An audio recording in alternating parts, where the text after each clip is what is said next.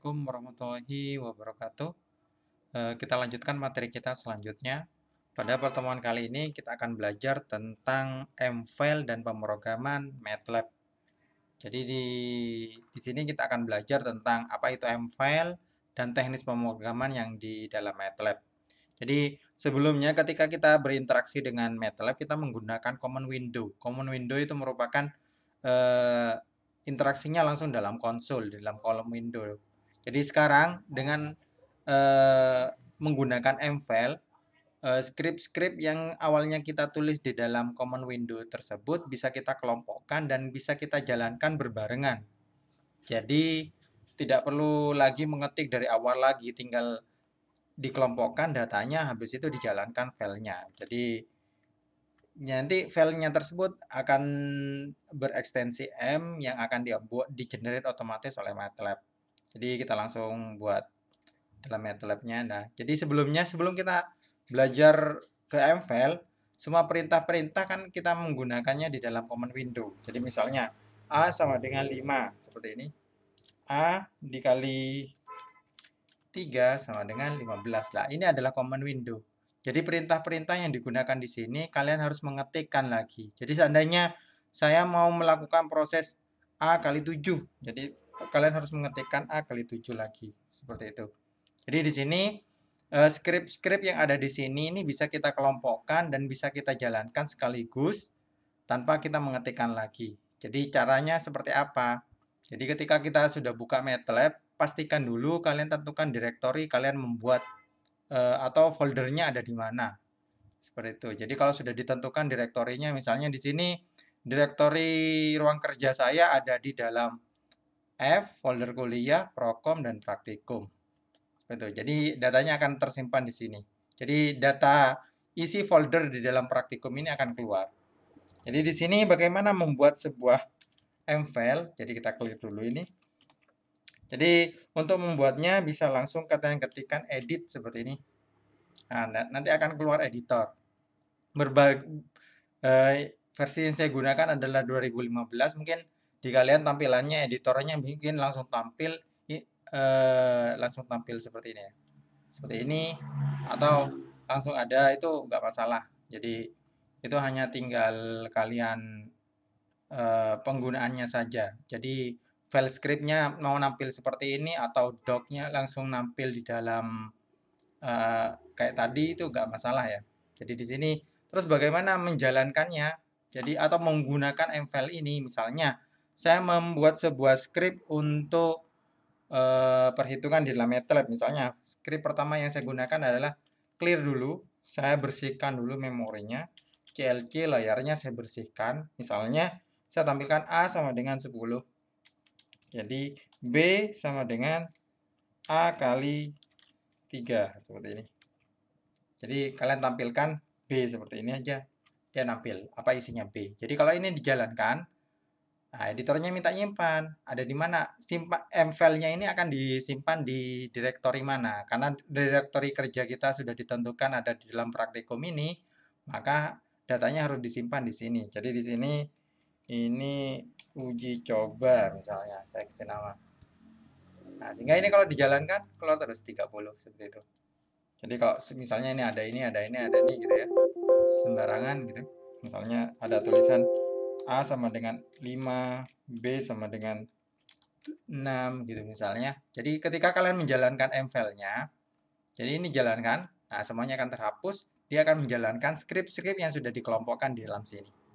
Jadi itu salah satu kegunaannya. Jadi kalian ketika kalian mau mencoba atau membuat sebuah perintah di dalam MATLAB ini, tidak perlu lagi menulis dari awal lagi, tinggal kalian kelompokkan file tersebut di dalam sebuah M-file dan M-file tersebut dijalankan.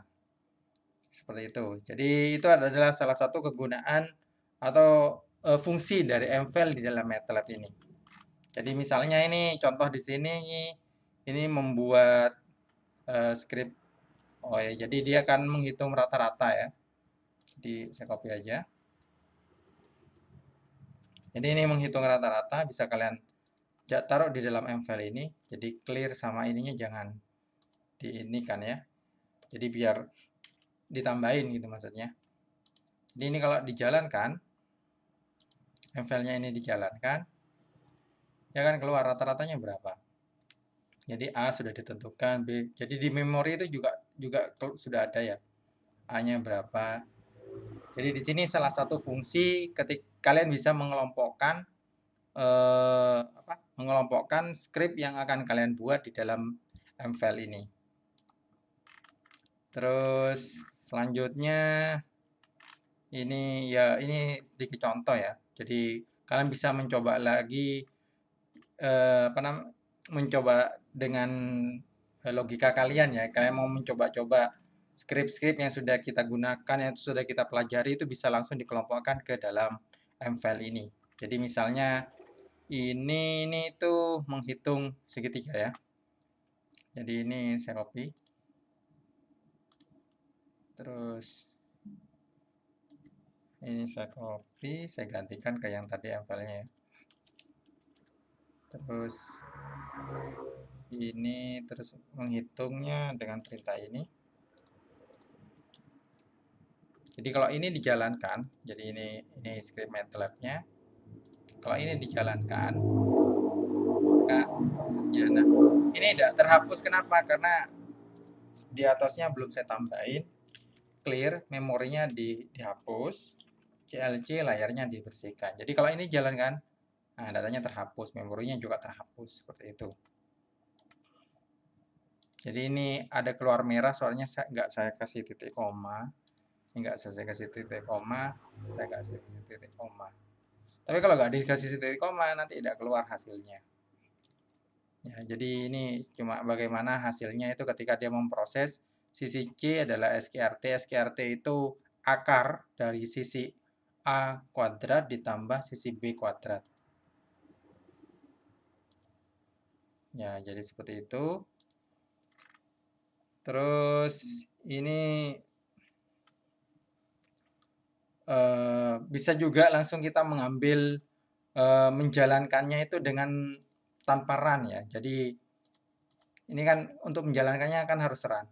Jadi kalau tanpa run itu kalian harus memanggil filenya. Uji coba. Nah, seperti ini. Nah, seperti itu dia menjalankannya. Misalnya biar ketara perubahannya misalnya A sama dengan 10, B sama dengan 5, 6 gitu misalnya. Itu kan ada proses di dalamnya. Nah, ketika saya panggil file ini prosesnya sama halnya kayak saya menjalankan ini. Jadi kalau kalian editornya tertutup gitu, ada editor di sini, kalian mau coba menjalankannya, langsung memanggil nama filenya ya. Asalkan direktori kerjanya ada di dalam ini, ada dalam praktikum. Kalau direktori kerjanya nggak ada di dalam praktikum, kalian memanggil uji coba akan terjadi error. Seperti ini. Terus selanjutnya berbagai fungsi ya. Jadi misalnya kita juga bisa menggunakan input argumen atau output argumen ya. Jadi misalnya input argumen dan output argumen ini contohnya untuk menghitung fungsi ya. Jadi di sini di dalam MATLAB juga ada, kalian bisa membuat sebuah fungsi sendiri. Misalnya fungsinya saya akan membuat fungsi sendiri dengan editor ya. Edit gitu ya. Saya membuat sebuah fungsi. Fungsinya apa? Fungsi kuadrat. Jadi ketika fungsi itu dipanggil, fungsi tersebut akan melakukan proses perhitungan kuadrat. Jadi di sini function. Jadi kita bikin fungsi ya. Jadi fungsi itu ada dua tipe. Fungsi yang memberikan nilai atau fungsi hanya sebuah proses saja. Jadi kalau fungsi yang memberi proses saja itu ya hanya sekedar proses, tidak membalikan sebuah nilai. Misalnya kalau kuadrat itu ketika dia simpan ke sebuah variabel, dia akan menghasilkan sebuah nilai. Misalnya cara penulisannya itu seperti ini. Mana ini contohnya tadi? Nah, ini kan function, argumen, output sama dengan nama fungsi, argumen, output ya. Jadi di sini function kalian bisa membuat outputnya dari menghasilkan dua isian ya. Ketika fungsi itu dipanggil, kalian inputannya adalah sisi A dan sisi B, outputnya nanti akan menghasilkan dua buah output. Sisi C dan tiga ya. Sisi C, luas, dan kill. Jadi prosesnya adalah seperti ini. Jadi mungkin terlalu banyak, kita belajarnya dari yang sedikit dulu ya. Yang sedikit itu misalnya kita bikin kuadrat Y. Jadi kalau kalian parameter outputnya hanya satu ya kasih satu aja, Y sama dengan kuadrat gitu ya, kuadrat N, jangan lupa dikasih N gitu ya. Jadi di sini saya akan membuat sebuah fungsi, nama fungsinya adalah kuadrat, di mana kuadrat itu merupakan misalnya kuadrat 5, berarti 5 kali 5 ya. Jadi Y saya isi dengan N dikali N, seperti ini. Ini adalah fungsi kuadrat. Jadi ketika saya memanggil sebuah fungsi kuadrat dan parameternya adalah N, ketika N itu diproses, ketika fungsi ini dipanggil dan ada parameternya, misalnya parameternya saya isi 5, 5 itu akan tersimpan ke dalam N, dan dia akan melakukan proses perhitungan, sehingga Y akan diisi dengan, kalau N-nya 5, berarti 5 kali 5, berarti 25, berarti output dari fungsinya akan tersimpan ke variabel Y, dan Y itu yang akan dikeluarkan yang menjadi output gitu ya. Jadi kalau ini di run, pastinya dia akan mau minta simpan ya, kuadrat M. Kenapa kok kuadrat M? Jadi kalau kalian membuat sebuah fungsi, nama fungsi ini sama nama filenya harus sama. Jadi itu kalau fungsi. Kalau cuma kalian mengumpulkan script kayak tadi itu, jadi tidak perlu. Karena kenapa? Karena kalian tidak membuat sebuah fungsi. Jadi di fungsinya seperti apa sih? Kalian perhatikan di sini. Ketika ini disimpan, ini kan ada kuadrat M. Jadi ini tampilannya beda ya. Jadi ini di dalamnya ini adalah sebuah function, kalau ini hanya sebuah script. Jadi ketika kalian A sama dengan kuadrat, saya panggil kuadrat. Kuadrat 7. Berarti 7 kali 7 gitu ya. Jadi kalau A sama dengan 49.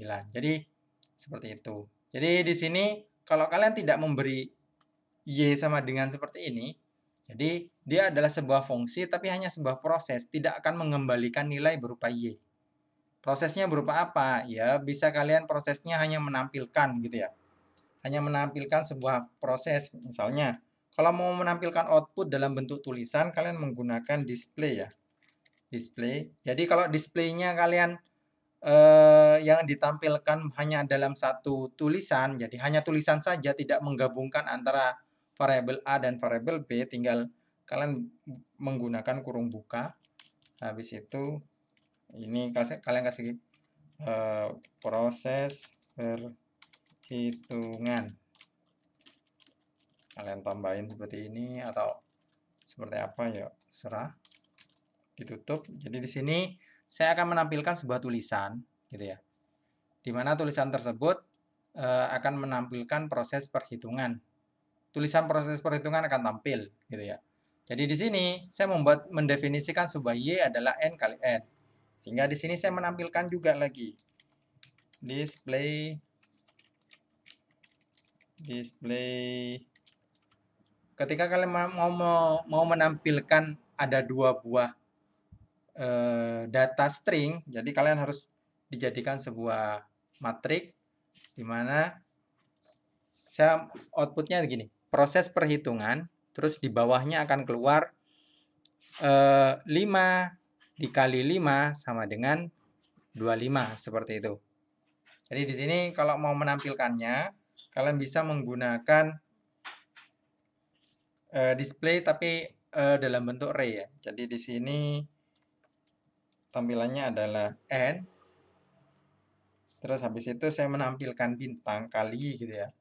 Habis itu di spasi. Jadi spasi itu menentukan sebuah kolom. Ini adalah sebuah metrik ya. Tapi metriknya isinya adalah tulisan string ya.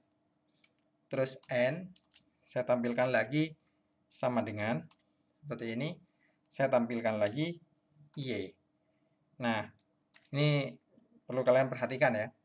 Jadi di sini karena yang saya tampilkan itu adalah sebuah string tulisan, jadi semua komponen N ini adalah sebuah numerik ya. Jadi numerik ini harus dikonvert terlebih dahulu.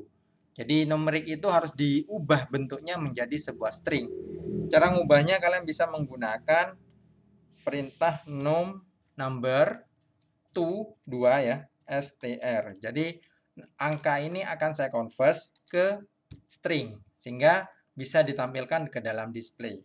Jadi num to str, n yang ini juga, terus yang y ini num to str seperti ini. Sehingga proses kuadratnya akan berbeda ya. Jadi ini saya clc dulu, clear ya. Clc lagi. Di sini misalnya A. Nah, jadi kalau kalian di sini tadi tidak ada y-nya, prosesnya ya dalam bentuk seperti ini. Berarti kalian tidak bisa langsung kayak gini. Kuadrat 6 misalnya. Ketika ini diproses, nih. Error using quadrat, too many output argument. Jadi maksudnya outputnya itu di sini, datanya itu ada banyak proses. Dia tidak mengembalikan sebuah nilai. Jadi bagaimana cara menggunakannya? Jadi menggunakannya langsung kuadrat 6 seperti ini. Nah, itu kan keluar. Proses perhitungan akan keluar, habis itu display ini. 6 kali 6 sama dengan 36. Seperti itu. Karena ini ketika kalian mendefinisikan sebuah fungsi tanpa nilai balik ya. Jadi di atasnya itu tanpa sama dengan, itu fungsi tersebut tidak bisa menjadi nilai ke variabel lainnya. Jadi di sini A sama dengan kuadrat itu nggak bisa. Beda dengan yang tadi. Jadi di sini mungkin ini saya simpan. Saya bikin lagi script. Ini kuadrat 1 ya. Ini saya kasih nama kuadrat 1. Terus yang ini saya Ctrl Z ke yang tadi. Ini tidak nulis lagi. Nggak bisa. Nah, seperti ini ya. Ini yang tadi. Terus ini saya save. Yang kuadrat 1 saya tampilkan juga. Editor ini kayaknya bisa di dock ini ya. So, explore on. Dock ya, dock all editor ya. Jadi di sini saya tampilkan editornya, saya tampilkan di sini. Jadi di sini perbedaannya adalah ketika kalian menggunakan kuadrat n, ada y-nya di sini, y sama dengan. Jadi ada nilai yang dibawa. Jadi isinya nanti kalian bisa langsung menggunakan a kuadrat 6 seperti ini. Tapi kalau kalian di sini tidak ada sama dengannya, tidak memberikan sama dengan, maka ini adalah sebuah fungsi yang isinya hanya sebuah proses saja. Hasil dari proses tersebut tidak bisa digunakan oleh variabel lain. Jadi ini perbedaannya. Jadi di sini adalah ini merupakan sebuah fungsi yang punya nilai dan ini adalah sebuah fungsi tanpa nilai. Ya karena tanpa nilai dia hanya bisa menampung sebuah proses saja. Jadi prosesnya tidak bisa digunakan oleh variabel lainnya. Sedangkan ini variabelnya bisa digunakan. Jadi di sini ketika kalian menggunakan kuadrat 1 seperti ini, nah dia tidak ada memori di sini. Tapi kalau kalian menggunakan A kuadrat 6, masa atau jangan 6 lah. Kita ganti jadi 9. Sehingga di sini ada sebuah memori yang tersimpan, maka hasil dari fungsi ini menghasilkan sebuah nilai yaitu berapa? 81. Kenapa? Karena n-nya adalah 9. Sehingga di sini n dibaca 9, y akan diisi dengan 9 kali 9. Sehingga karena outputnya itu berupa y, maka fungsi ini akan menghasilkan sebuah nilai 81. Nah, karena 81 merupakan diisikan ke dalam A, maka A akan terisi menjadi 81. Itu perbedaannya antara fungsi tanpa nilai balik ya, tanpa sama dengan, dan fungsi yang ada sama dengannya. Seperti itu. Nah, di sini fungsi itu, di sini fungsinya bisa kalian membuat sebuah fungsi dengan parameter atau outputnya bisa lebih dari 1.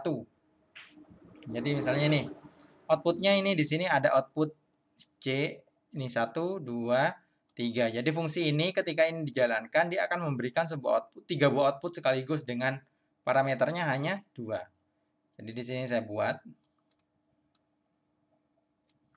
Oke, ini saya buat. Saya tambah ya. Jadi pastinya ketika ini disimpan namanya segitiga. Nah, kan segitiga M. Sehingga di sini ketika kalian menggunakan segitiga M, kalian tentukan sisi A dan sisi B. Jadi di sini saya di uji coba ya. Uji coba ini saya isi yang tadi. Uji coba ini saya isi sisi A. Oh, atau inilah. Ini kan sudah ada sisi A dan sisi B. Sehingga ini segitiga sisi A dan sisi B, sisi C dan luas dan keliling ya. Jadi ketika kalian mau manggil fungsi tersebut ini outputnya ada menghasilkan 3 buah output. Jadi karena menghasilkan 3 buah output, maka kalian harus menampungnya ke dalam 3 buah variabel juga. A, B, C seperti ini. A, B, C sama dengan itu isinya apa? Segitiga ya. Segitiga. Habis itu diisi dengan sisi A. Ini ke sisi A, sisi B seperti ini. Jadi kalau ya mau biar outputnya kelihatan tanpa titik koma ya. Jadi kalau ini dijalankan kan kelihatan nanti hasilnya nih. A hasilnya adalah 5, 6 dan 12. Dari mana 5, 6, 12? Dari proses pemanggilan fungsi segitiga, di mana kalian melewatkan 2 parameter, sisi A dan sisi B. Jadi di sini sisi A dikenalin dengan sisi A di sini, dan ini dikenalin dengan sisi B. Ketika ini diproses, akan menghasilkan sebuah output namanya sisi C. Dia akan bisa ditampung di ya output yang pertama, luas output yang kedua, scale output yang ketiga, dan seterusnya. Jadi penggunaannya bisa menggunakan seperti ini. Oke, lanjut. Jadi seperti ini. Terus apa lagi? Jadi display ya. Display sama input. Nah, ini kedahuluan ya. Jadi di sini kalian kalau mau menampilkan sebuah tampilan bisa menggunakan display ya. Disep menghitung kombinasi input, kombinasi faktorial. Oh, ternyata faktorial sudah ada fungsinya. Rencananya mau dibuatkan sih sebenarnya. Tapi tak lagi kita akan buat fungsi sendiri faktorial. Jadi di sini input ya. Jadi input merupakan sebuah proses meminta inputan ke dalam command window ya. Jadi kalian program akan meminta inputan ketika kalian membuat codingnya ya. Jadi ini saya kopikan. Saya taruh di sini.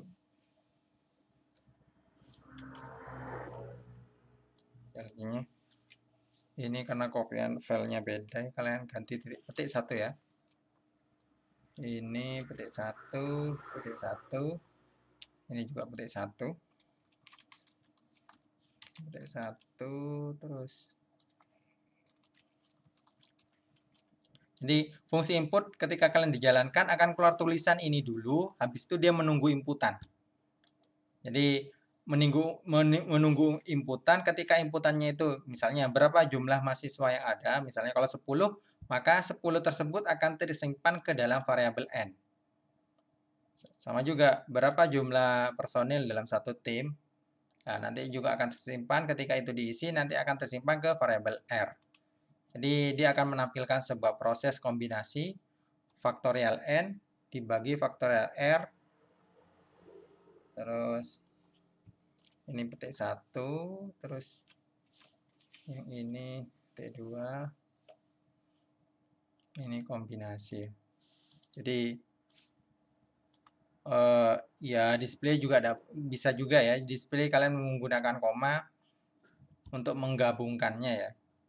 Jadi ini kalau ini dijalankan, nah di sini minta inputan. Berapa inputan mahasiswa yang ada? Misalnya 10. Berapa jumlah personil satu tim? Satu tim ada 2 misalnya. Loh, too many input argument, line 15. Ini kok bisa ya? Kombinasi display.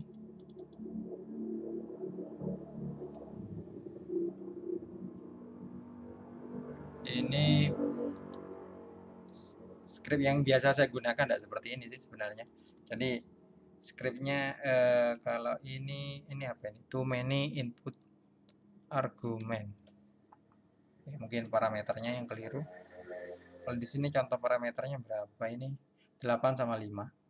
Jadi ini 8, 5 using display. Jadi sepertinya errornya di sini ya. Jadi di sini ini tidak menggunakan titik koma, ini melainkan menggunakan siku.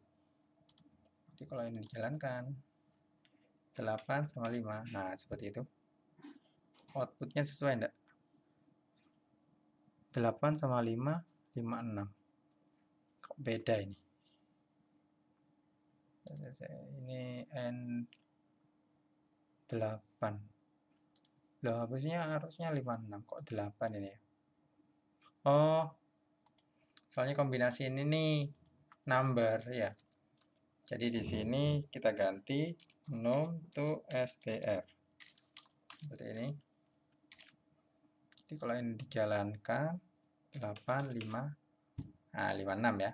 Jadi di sini tadi terjadi error karena kenapa? Karena ini belum dikonvers ya. Saya nggak tahu ini kok sukses ya. Jadi kalian bisa mencobanya lagi ya. Jadi menggunakan teknik yang ini, tapi saya mencoba ini tidak sesuai dengan apa yang diinginkan. Mungkin ada beda tipe MATLAB atau seperti apa, saya kurang mengerti.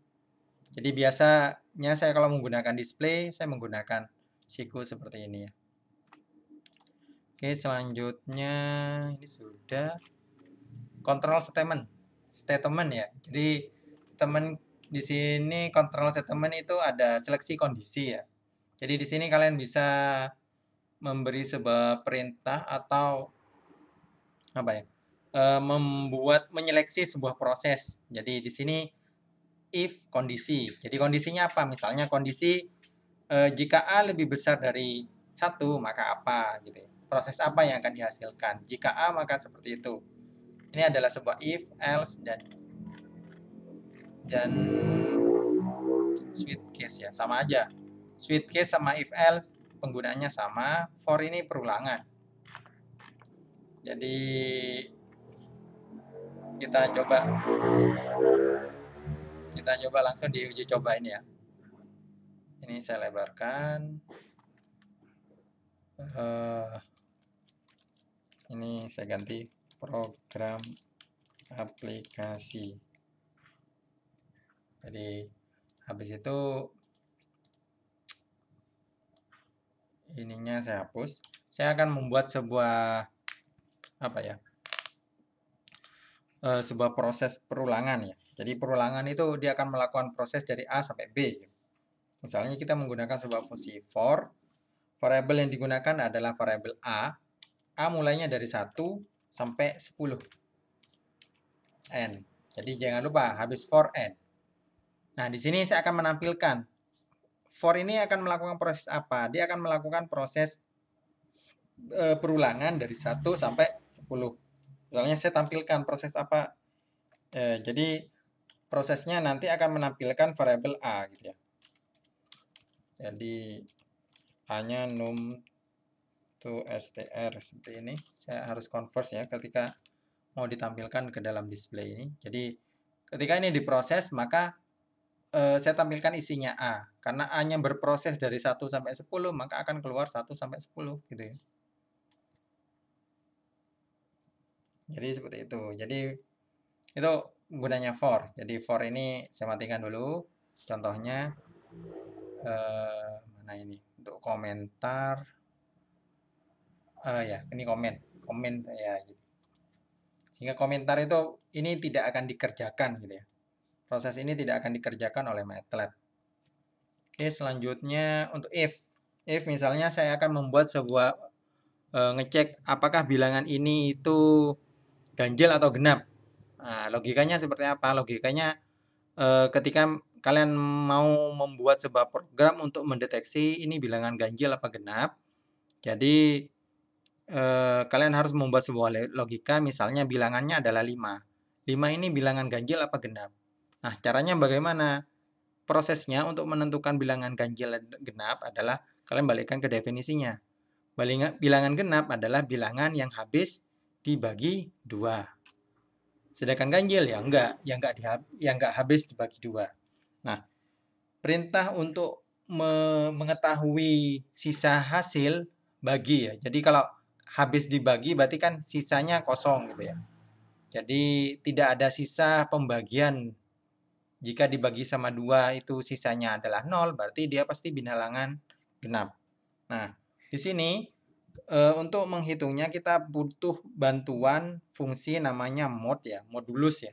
Jadi misalnya 5 modulus 2 itu hasilnya 1. Kenapa? Karena 5 dibagi 2 itu 4 lebih 1. Jadi sisa baginya itu kan 1. Sehingga tidak ceplas, tidak 0. Karena tidak 0 ini adalah bilangan ganjil. Sehingga prosesnya adalah if jika 5 mod ya, mod 5 di mod 5 2 ya. Jadi 5 dibagi 2 sisa baginya berapa? Oh, saya tampilkan dulu ya. Mod 5,2 seperti ini. Ketika proses ini ditampilkan, kalian lihat 1 ya. Jadi hasil sisa bagi 5 bagi 2 adalah 1. Tapi kalau di sini saya ganti 10, maka sisa baginya adalah 0. Jadi kesimpulannya adalah jika kalau dilakukan proses menjalankan fungsi mod ini hasilnya adalah 0, maka dia pasti bilangan genap. Sebaliknya kalau bukan 0 pasti ganjil. Jadi di sini kita kasih if gitu ya. Jika mod 2 menjadi sama dengan. Jadi kalau di dalam operasi logika sama dengannya kalian menggunakan 2 kali. Kalau karena sama dengan 1 itu mengisi nilai. Jadi A sama dengan 1 berarti A diisi dengan 1. Tapi kalau sama dengannya 2 itu ngecek apakah A sama dengan 1 seperti itu. Jadi kalau ini apakah mod 10 mod 2 sama dengan 0? Kalau iya langsung display genap seperti ini. Jika enggak itu kalian menggunakan perintah else. Display ganjil. Habis itu n ya. Jadi akhir dari sebuah perintah if. Jadi if itu prosesnya dari sini sampai sini. Jadi di sini dipecah jadi 2. Jika kalau di modulus 2, 10 modulus 2 hasilnya 0, maka akan keluar tulisan genap.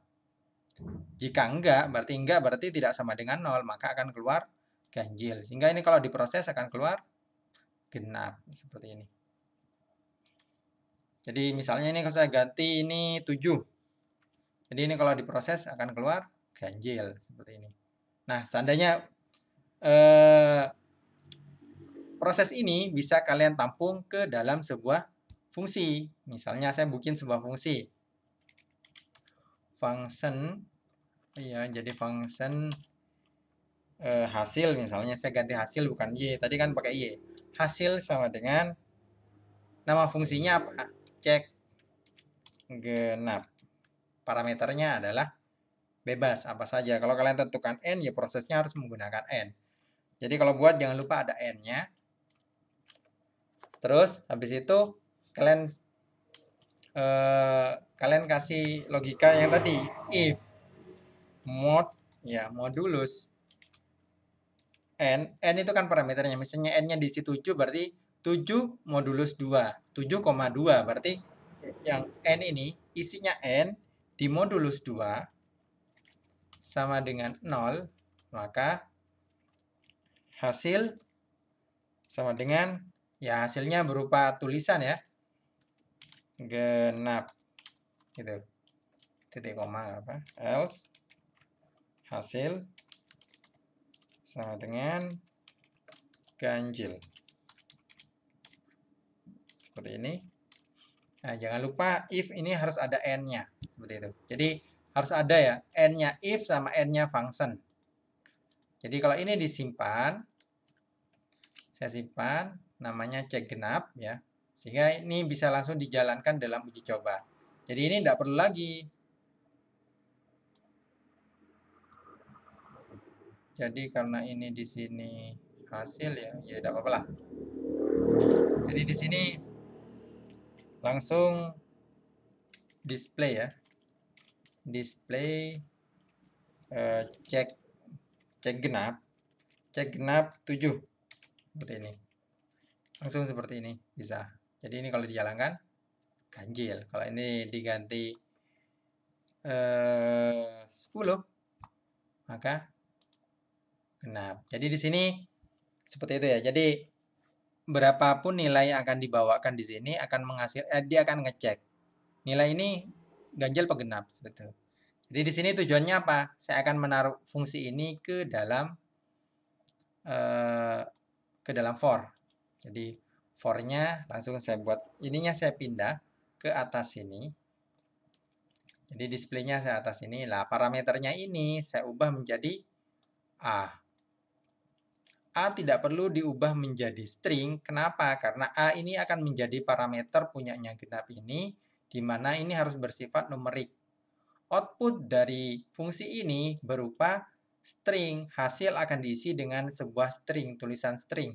Genap sama ganjil. Sehingga di dalam uji coba ini, display ini tidak perlu dikonvers dengan menggunakan num to str lagi. Jadi ini kalau dijalankan, ganjil genap, ganjil genap, ganjil genap.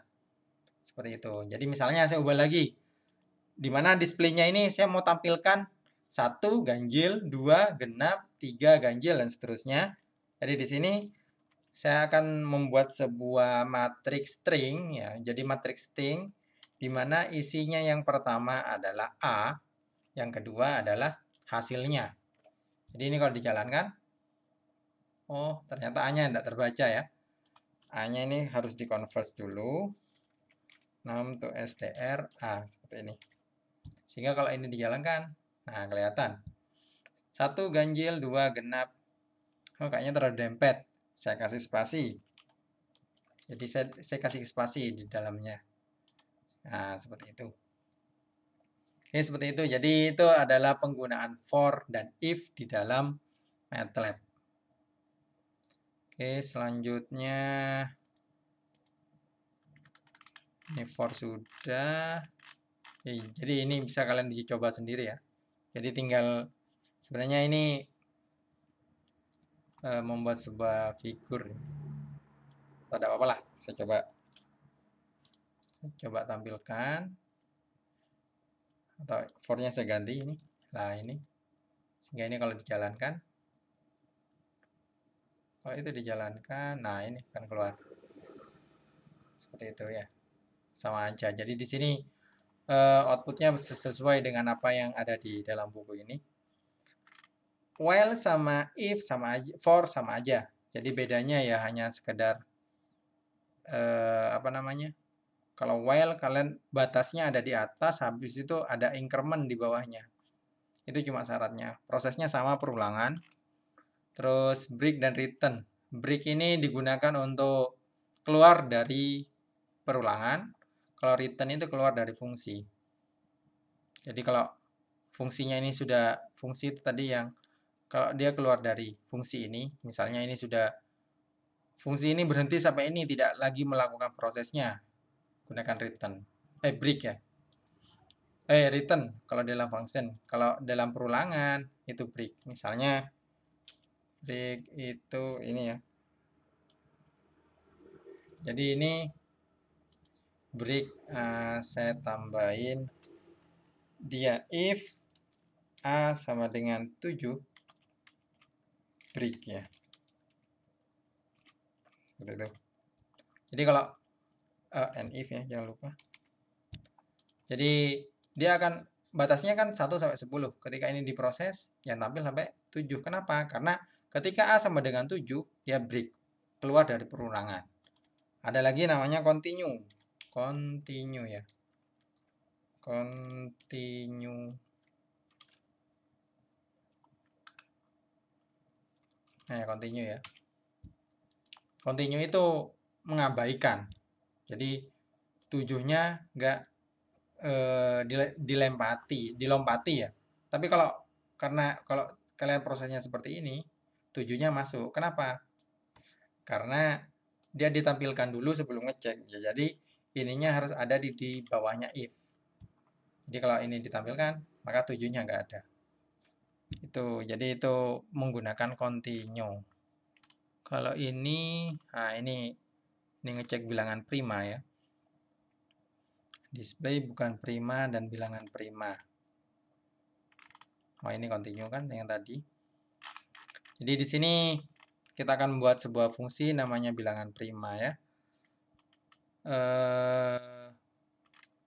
Kita coba buat prima. Bilangan prima adalah apabila n bukan bilangan bulat positif. Apabila n bukan bilangan bulat positif, maka perhitungan tidak akan dilanjutkan, maka di return. Ya, jadi di sini logikanya, algoritmanya seperti ini. User akan memasukkan satu bilangan bulat positif, jadi ada inputan nantinya. Terus inputan tersebut harus positif. Jadi kalau tidak positif, programnya akan keluar. N kita coba bagi dengan 2, 3, 4, 5, dan seterusnya. Selanjutnya kita langsung keluar loop jika menampilkan hasil di layar, dan jadi logikanya seperti ini. Jadi ini logika ketika n lebih kecil sama dengan 0. Jadi kalau yang diinputkan adalah 0 atau minus, maka akan keluar tulisan masukkan harus bilangan bulat positif. Kalau ini bulat, nah round ini digunakan untuk membulatkan ya. Takutnya yang diinputkan bilangan desimal. Terus ini prima sama dengan 1, ini untuk apa ini? Oh, ini untuk inisialisasi. Jadi prima sama dengan 1, ini hanya untuk nilai awal saja. Nah, di sini ada proses perulangan. Proses perulangan dari 1, I sama dengan 2, dari 2 ya, sampai floor N bagi 2. Jadi di sini sampai dengan misalnya apa prima? Misalnya primanya adalah 7. Jadi 7 bagi 2, ya koma-koma ya. Ya hasilnya ya sampai 3 ya. 3 koma, sehingga 3,5 ya. Sehingga ketika di floor akan menghasilkan sebuah nilai 3, sehingga 2 sampai 3, 7 dilakukan proses rem. Rem ini sama seperti modulus ya. Jadi digunakan untuk proses perhitungan sisa bagi. Terus prima sama dengan 0, ini jika bisa dibagi, maka primanya 0. Berarti itu bukan bilangan prima pastinya. Sehingga di bawah ini ada keluar. Jika primanya adalah 0, maka bukan bilangan prima. Tapi kalau selain itu, jadi selain 0, ini isinya variabel prima ini, maka akan keluar bilangan prima. Itu seperti ini. Jadi kita coba buat ya. Kita buat untuk menghitung bilangan prima. Kita bikin fungsi aja ya. Fungsi function kita hasilnya kita berupa bilangan prima sama bukan prima ya. Cek prima seperti ini. Nilainya adalah n. Jadi kalau kalian mau menggunakan logika seperti ini ya nggak apa-apa juga sih, copy aja lah kalian. Ini function apa prima. Nah, ini sampai sini. Else. Ini sampai sini ya.